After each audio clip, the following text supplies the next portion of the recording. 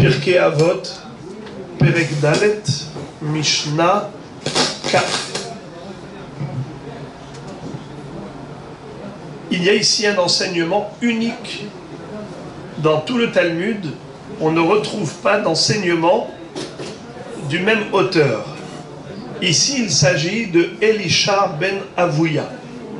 Elisha ben Avouya était un chacham, un savant en Torah, mais qui malheureusement a dévié du droit chemin. C'est devenu un rachat. Et on va tout de suite expliquer toute sa biographie. Qu'est-ce qui lui est arrivé? Comment se fait-il qu'un chacham qui était savant en Torah, un grand érudit, qui était carrément le Rav de Rabbi Meir Baal HaNes, soit devenu un rachat? Et généralement, on ne cite pas ces enseignements. Et là, c'est une exception.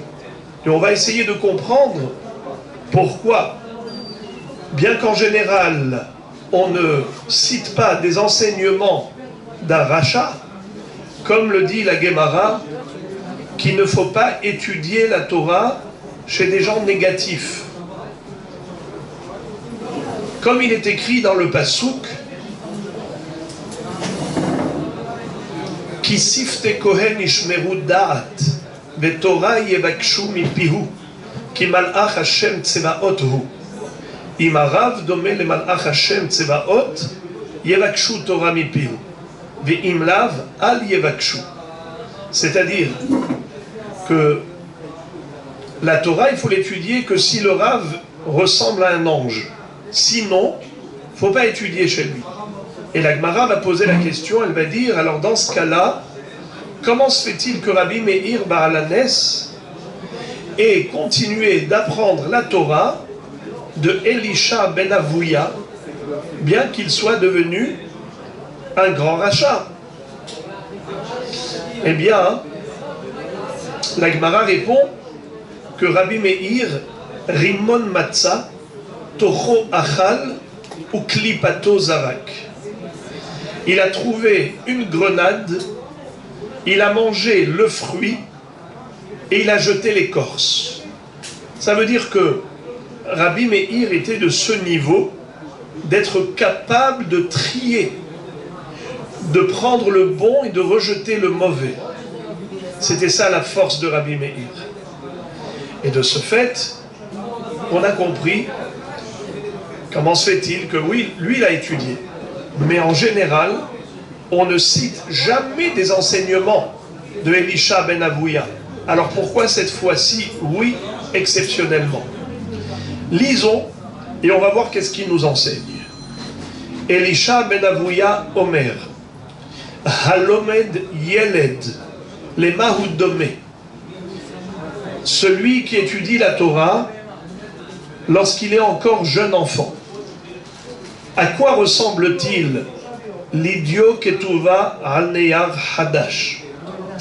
Il ressemble à quelqu'un qui a écrit sur un parchemin qui est clean, qui est neuf.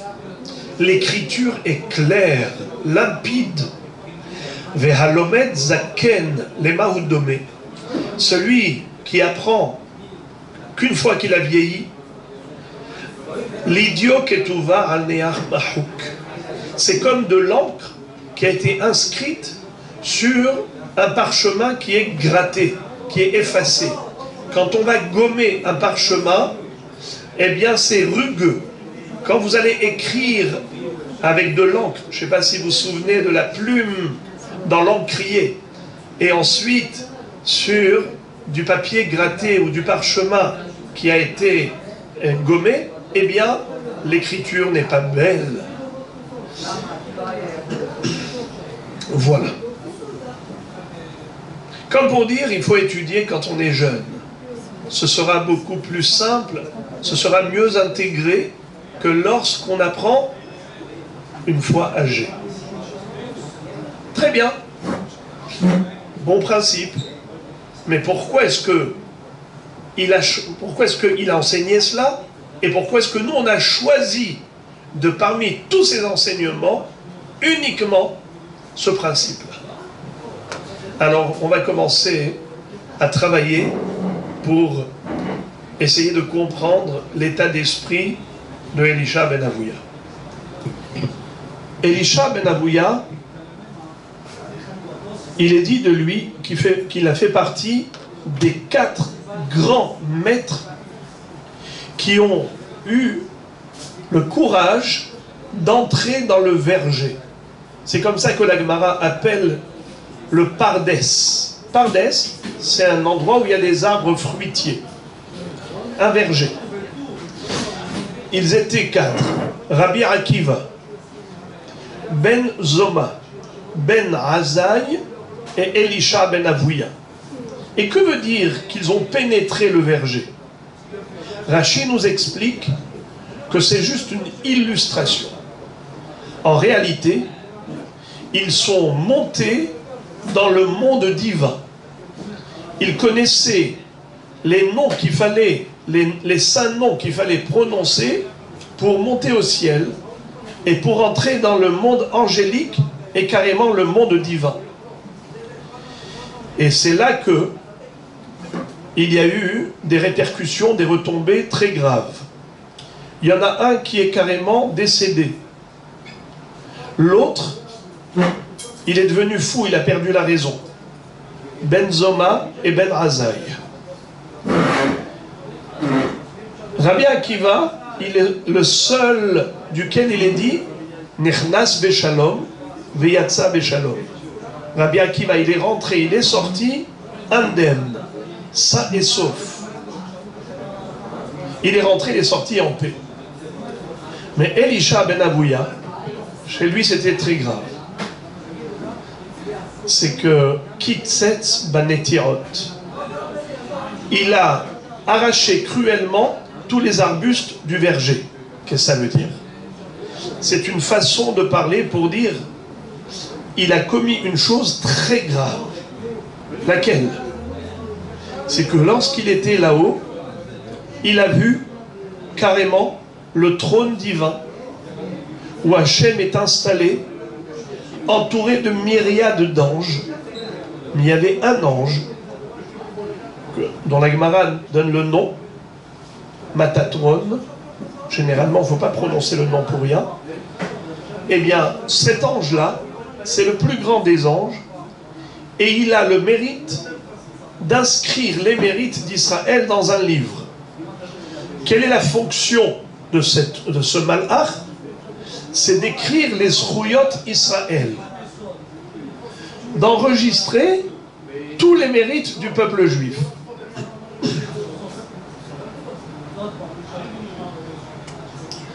Mais, comme il était assis, lui, Elisha ben Avouya, s'est dit, je sais que là-haut dans le ciel, personne n'est assis, sauf Dieu. Alors comment se fait-il que celui-là, il est assis? Ah, certainement, il y a 2 divinités, Has Veshalom. Et c'est ça ce qu'on appelle qu'il a arraché les arbres du verger. Ça veut dire qu'il a déraciné la Emouna en Dieu. De Hachem Elokeinu, Hachem Ehad, au lieu de proclamer l'unicité d'Akadosh Baruch Hu, il a imaginé qu'il y avait une double divinité, 2 autorités divines, 2 créateurs, Has Veshalom.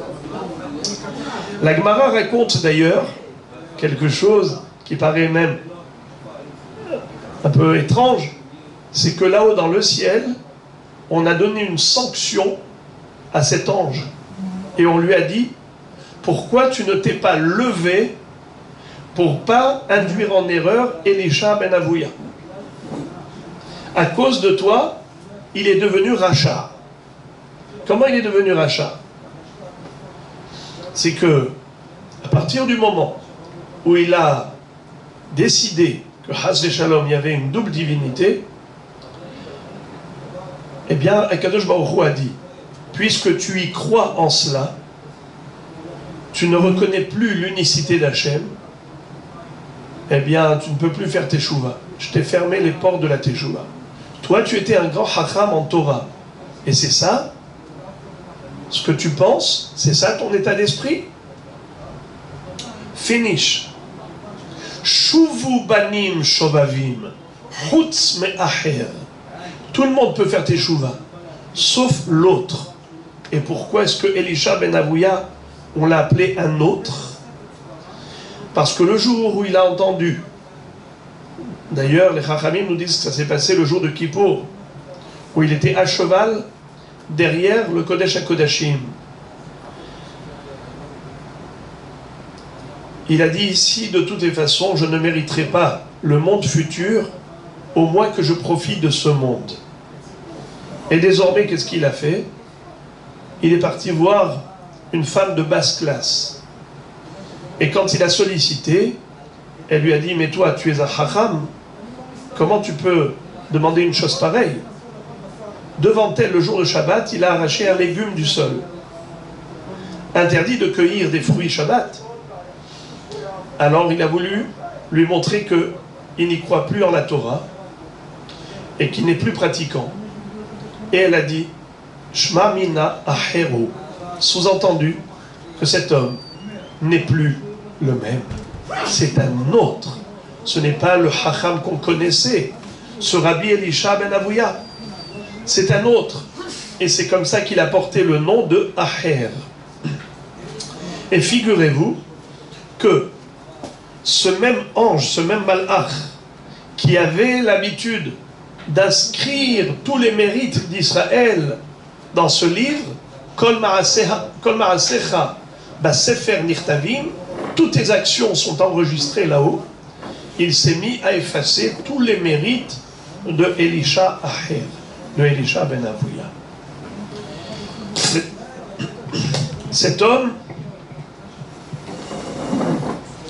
s'est donc totalement écarté des chemins du judaïsme.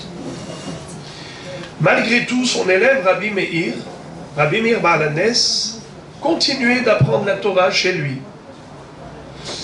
Et il avait beaucoup de choses à lui apprendre. Il lui citait des psukim, il lui disait, dis-moi comment tu comprends ce pasouk. C'était Elisha qui demandait à Rabbi Meir. Rabbi Meir lui donnait son interprétation. Et Elisha ben Avouya lui disait, eh bien, ton maître Rabbi Akiva expliquait différemment.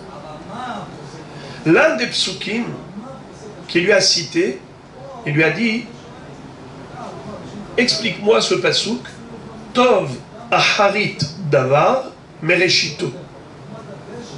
Comment tu comprends ce pasouk? Tov aharit davar mereshito. Une chose, elle est bonne à la fin plutôt qu'au début. Alors il lui a dit, eh bien, c'est comme par exemple un Talmid Chacham qui a dévié du droit chemin.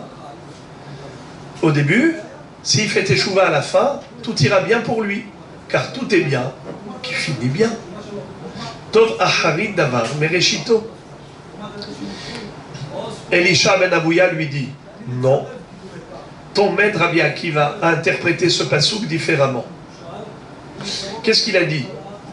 Tov aharit davar mereshito. Quand est-ce qu'une chose réussira à la fin? Que si elle était réussie depuis le début. Mais si à la base c'était pourri, eh bien ça va être tordu tout le long du chemin.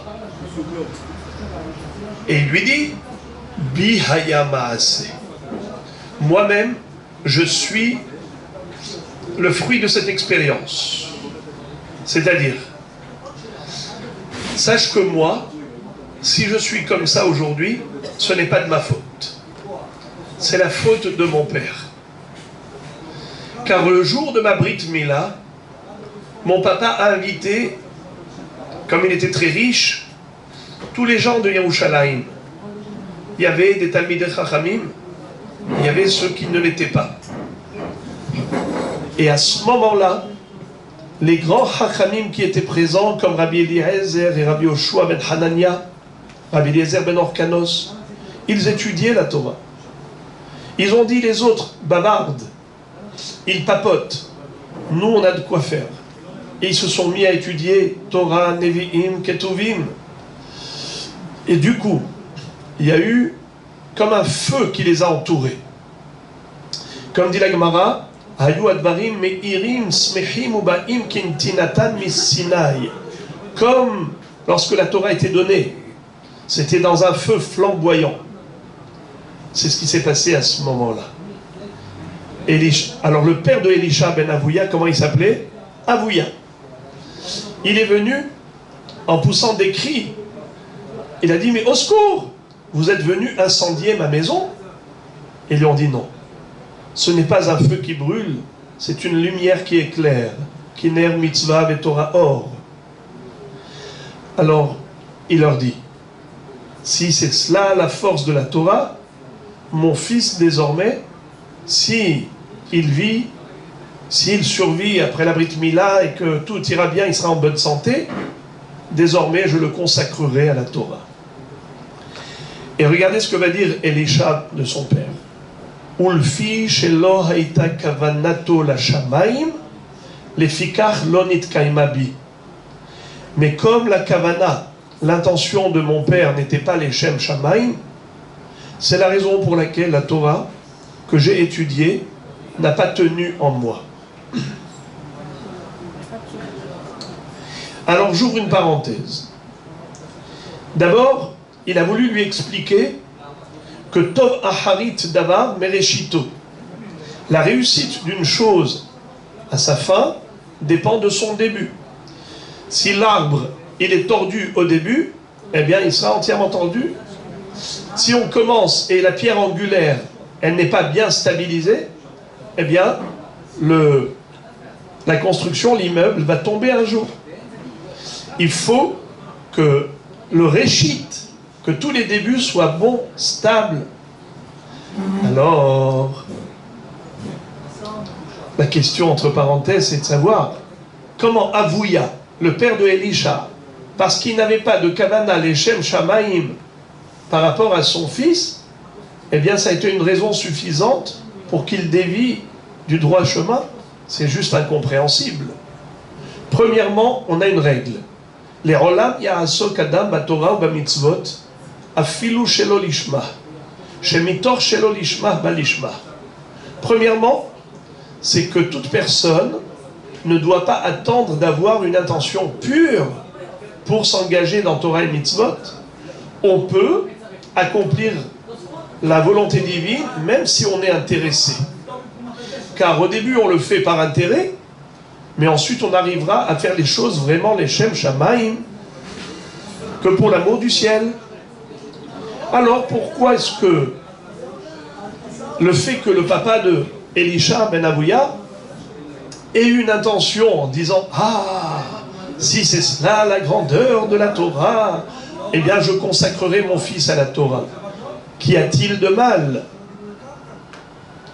Deuxièmement, pourquoi est-ce que lui va payer pour son père, en quelque sorte? Ça veut dire que l'enfant est né, et puis le papa, au moment de la Brit Mila, a décidé de consacrer à la Torah, mais pas les Shem Shamaim. Mais comment ça peut impacter l'enfant? J'ai vu une fois un pirouche incroyable. C'est que tout se déroule, la Kedusha du Neshama, elle dépend de la sainteté des parents au moment de la conception. C'est-à-dire que on retrouve par exemple que le roi Hizkia, Ézéchias, il avait eu un fils qui était un grand rachat. Il s'appelait Ménaché.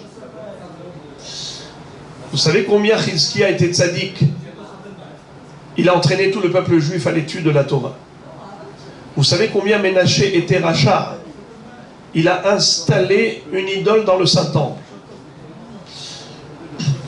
Il a fait des choses atroces. Comment d'un si grand tzaddik est sorti un si grand rachat? D'ailleurs, Hizkia ne voulait pas se marier pour ne pas avoir un enfant pareil. Mais le prophète lui avait dit, non, tu dois te marier, c'est ta mitzvah. Ce qui va se passer après, c'est pas entre tes mains. Mais pourquoi est-ce qu'il a eu un enfant pareil? D'autant plus que la femme qu'il va épouser plus tard, c'est Chizkia, c'était la fille du prophète, la fille de Ishaïa Navi. Donc il y avait ici le mérite d'un tzaddik et d'une tzadika. Un beau-père prophète comme Isaïe, Ishaïa Navi. Le Or HaChaim HaKadosh, au début de Parashat Tazria, nous dit que Isha ki Tazria v'yalda zachar.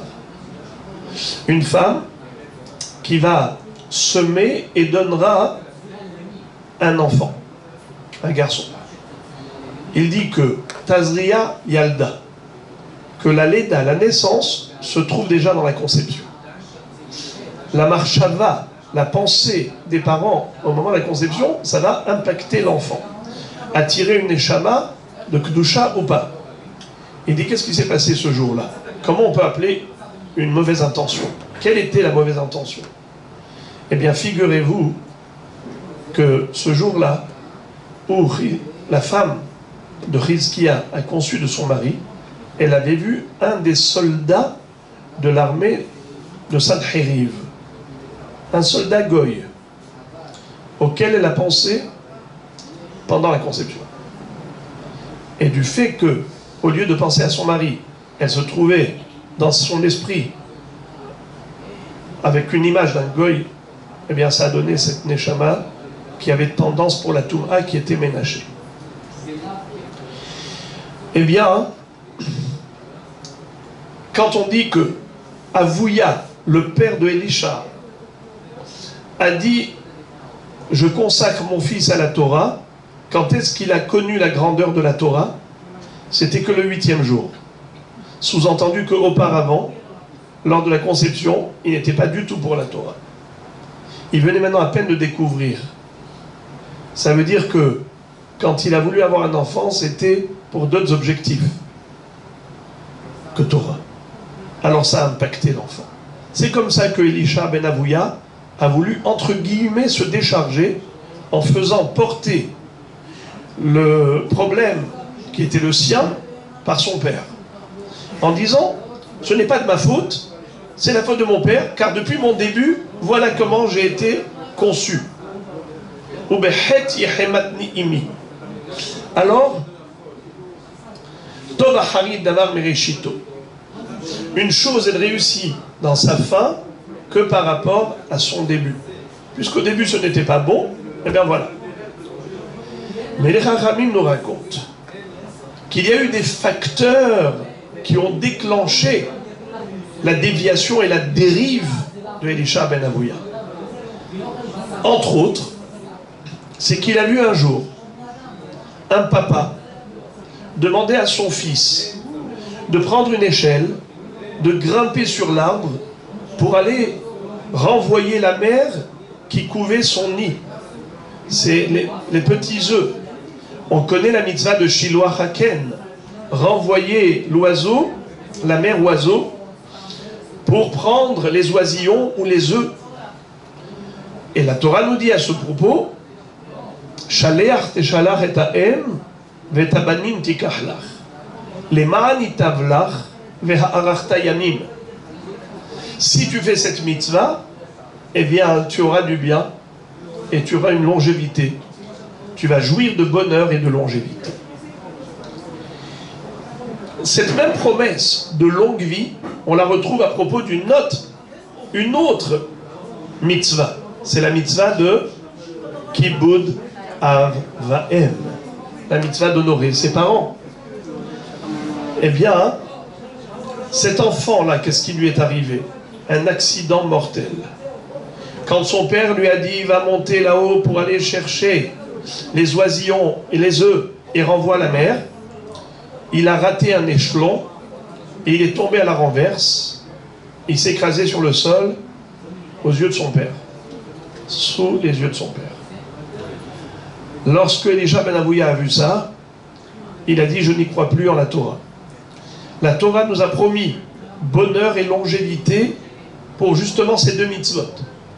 soit pour la mitzvah d'honorer les parents, soit pour la mitzvah de renvoyer la mère oiseau. Et ce garçon, il a fait les deux mitzvot à la fois, simultanément. Qu'est-ce qu'il a eu? Eh bien, il a eu un accident. Alors, où est la promesse de la Torah? C'est ça, la longévité, c'est ça, le bonheur. Je n'y crois plus rien. Je n'y crois plus en la Torah, Chas v'Shalom. La Gemara de dire que si Elisha ben Avouya avait compris ce pasouk qui promet la longévité et le bonheur, comme l'a compris son petit-fils qui s'appelait Rabbi Yaakov, eh bien, il n'aurait pas quitté le judaïsme pour autant. Qu'est-ce qu'a dit son petit-fils? Rabbi Yaakov disait que quand la Torah promet le bonheur et longévité, il ne s'agit pas de ce monde, il s'agit de l'autre monde. Be'olam shekulotov, le bonheur dans un monde qui est entièrement bonheur. Be'olam shekulo aror, dans un monde qui est entièrement longévité. Or, dans ce monde-ci, tout est limité. Le bonheur, il n'est jamais parfait. La durée de joie, elle n'est jamais très longue. Ce qui fait que on ne peut pas parler de bonheur absolu dans ce monde. En plus, longévité, c'est quoi? C'est vivre longtemps, mais même quelqu'un qui a vécu 1000 ans, le jour où il n'est plus là, c'est comme s'il n'a jamais existé. Alors comment peut-on parler de longévité? Mais ça n'existe pas, puisqu'il y a une limite à tout. Quand la Torah nous promet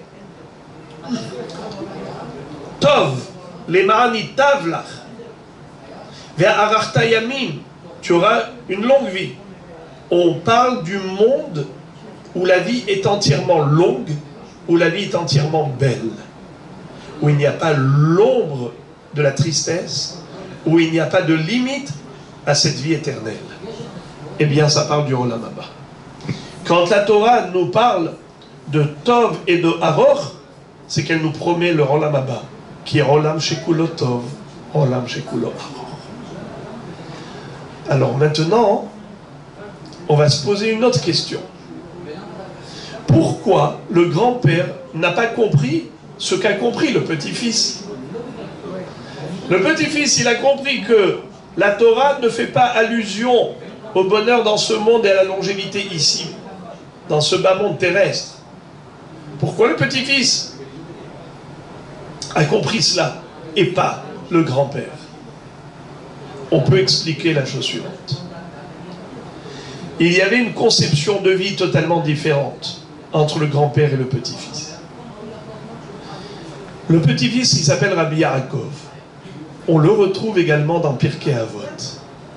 Rabbi Yaakov Omer, Ha'olam hazeh dome liprosdor, ve'ha'olam haba dome litraklim.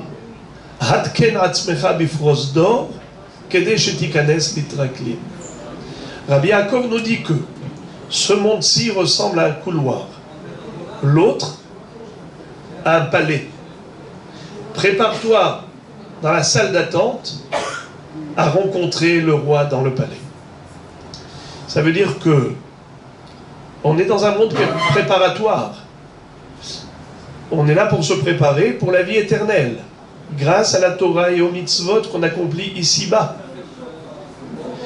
Et ensuite, on va jouir des fruits de son labeur. Mais nul n'est immortel, car ce n'est pas le monde éternel, ce bas monde terrestre. Alors, voilà pourquoi il a compris, Rabbi Yaakov, quel était le sens de la récompense que promet la Torah pour ces deux mitzvot.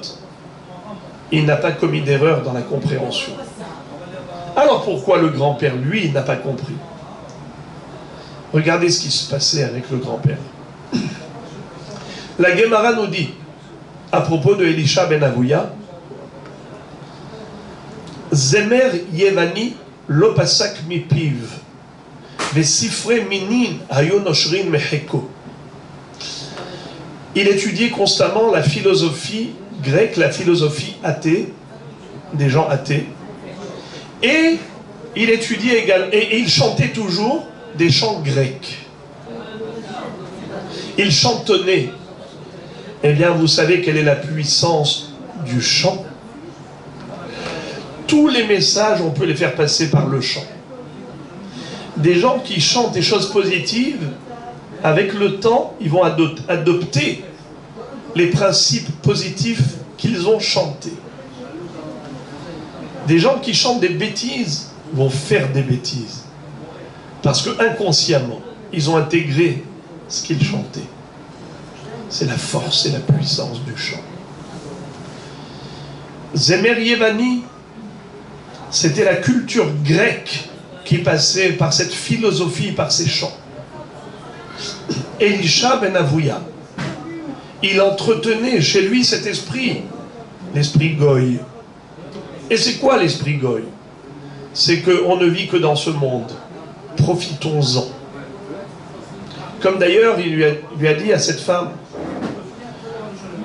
je veux profiter de ce monde, parce que de toute façon, je n'aurai pas le Olam Haba. Alors, désormais, il ne pouvait pas comprendre que quand on parle de bonheur et de longévité, on parle de la vie éternelle, la vie qui est infinie, la vie qui est nos limites. Pour lui, le bonheur se résumait juste à un bonheur physique matériel, parce que c'est cela, la culture grecque, et qu'il avait intériorisé au plus profond de lui, au travers de ses chants et de ses livres qu'il cachait derrière son veston. Mais plus tard, Rabbi Meir, qui continuait d'étudier la Torah avec son maître, même le Shabbat, alors que son maître était à cheval, il le suivait pas à pas. Et pendant leur débat sur des sujets de Torah, évidemment, Elisha ben Avouya va dire à son élève, Hazor Becha, Shi'arti be'ikve hasus, ad kan tchum Shabbat. Toi, tu es religieux, tu dois retourner en ville. Moi, j'ai compté les pas du cheval et on est sorti de la ville. On n'a pas le droit de dépasser au-delà de 2000 coudées. Toi, tu pratiques la Torah et les mitzvot. Comme tu observes le Shabbat, tu ne peux pas continuer avec moi. Bye bye, moi je continue à cheval. Shabbat. Rabbi Meir a rebondi. Il a employé les mêmes termes. Il lui dit, Hazor Becha, à moi tu me dis de retourner physiquement en ville, et moi je te dis Hazor Becha. Retourne vers ton point d'origine, fais teshuva. Qu'est-ce qu'il fait à ce moment-là, Elisha ben Avouya? Il lui dit, ça ne servira à rien. Dieu m'a déjà fermé les portes de la teshuva.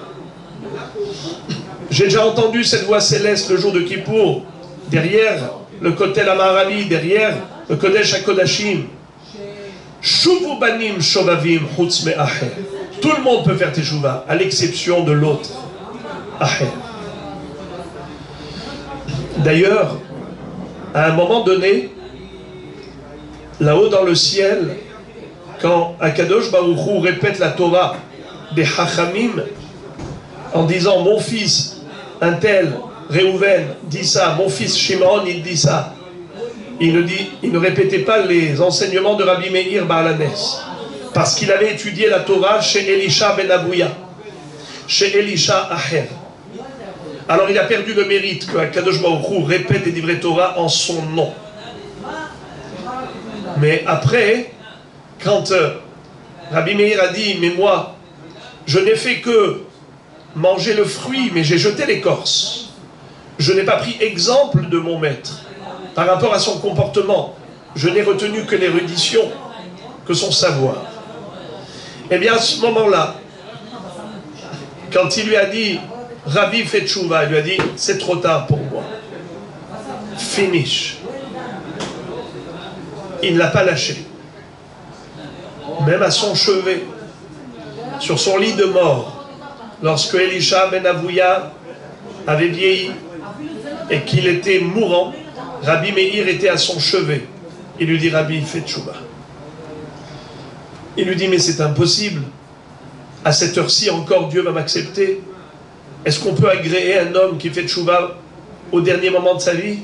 Il a dit oui, c'est un pasouk. Tashev enosh ad-daka, la tomer shuvu bene adam, afilu b'sha'at dichducha shel nefesh. Oui, Dieu accepte la teshuva, même au moment où la personne s'apprête à rendre l'âme. Dieu n'attend que cela, qu'on fasse teshuva. Eh bien, finalement, que s'est-il passé? Il a vu une larme au coin de l'œil de Elisha ben Avouya. Il a dit, Kimdomani shemitor teshuva met Rabbi.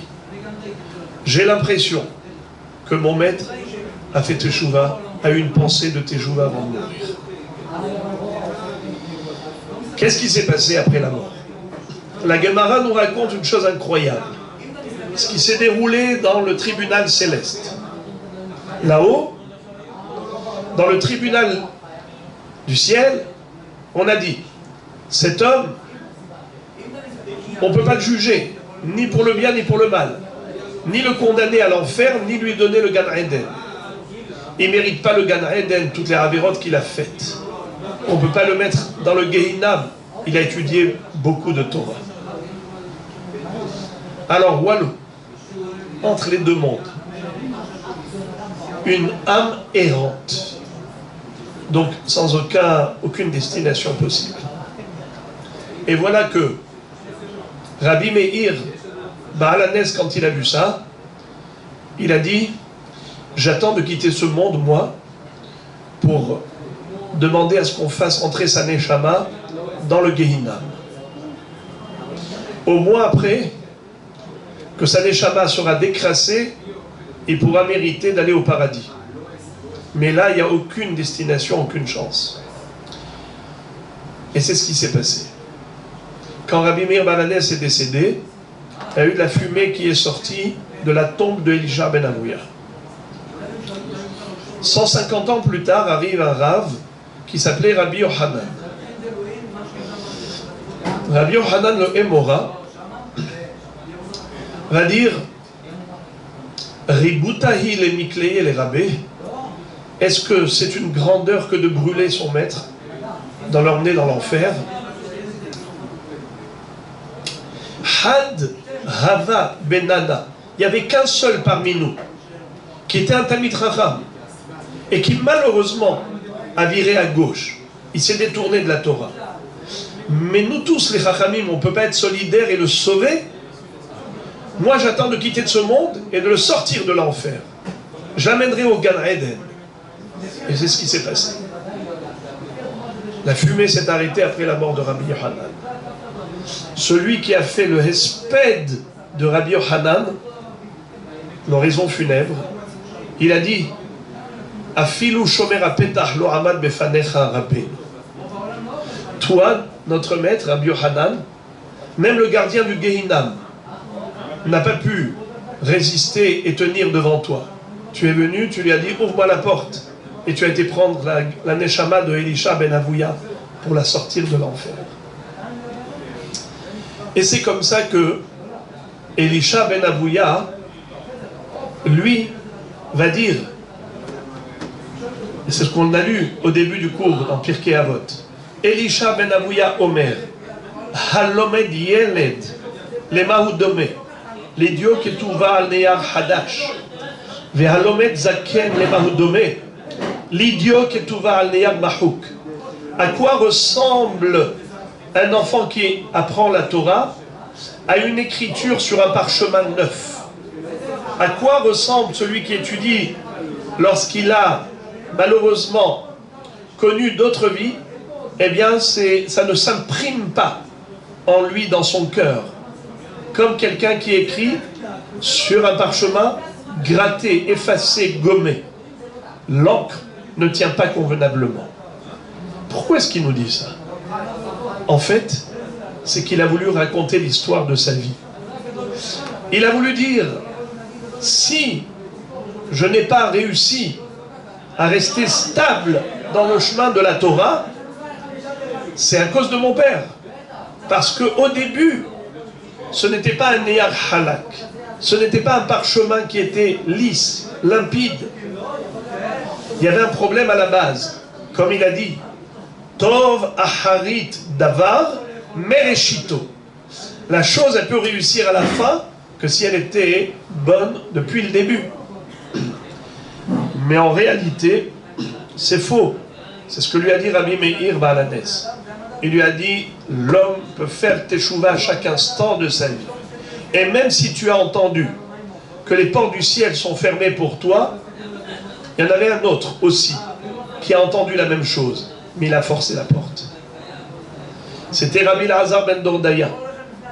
Lui, qui allait d'un bout du monde à l'autre pour faire des avérotes, dont la Gemara nous raconte que c'était un coureur de jupons, et il était prêt à payer un argent fou. Il avait traversé 7 fleuves pour aller rencontrer une prostituée, et il a été jusque-là, et au dernier moment, avant la Havera, il a entendu que il ne pourra jamais faire teshuva, plus jamais. Et à ce moment-là, il s'est abstenu de la Havera. Il n'a pas fait ce péché. Il a commencé à courir comme un fou. Et il a dit, Harim Ugvarot, Bakshu alay racham. Les collines et les montagnes, priez pour moi. Et il s'est entendu dire, mais non, jusqu'à ce qu'on prie pour toi, qu'on prie pour nous. Shemesh viareach, le soleil et la lune, pareil. Yamim ou Neharot, les fleuves et les mers. Et puis il a compris que En Adavar Taloui et l'habit, la chose ne dépend que de moi. Il a décidé de faire teshuva fermement. Il a mis sa tête entre ses genoux.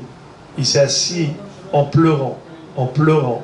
Il a pleuré des heures et des heures et des heures et des jours jusqu'à ce qu'il est mort dans ses pleurs. Il y a une voix céleste qui a retenti en disant, Rabbi Elazar ben Dordaya Mezouman Lechaye Olamama. Sa tchouva est agréée, il est invité à venir jouir de la splendeur divine dans le paradis. Quand Rabbeinu Akadosh, Rabbi Uda Nassi, a entendu cette voix, il a pleuré d'émotion.